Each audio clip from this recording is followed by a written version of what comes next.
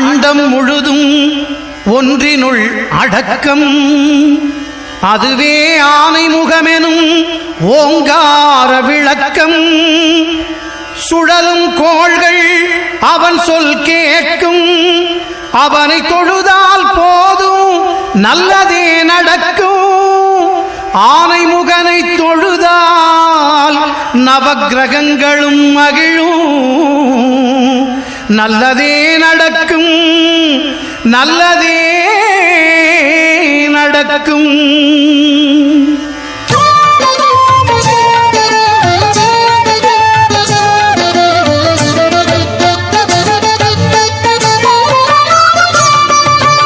ஒன்பது கோளும் ஒன்றாய் காண அங்கு கற்பகம் என்னும் கடவுளின் மெய்யில்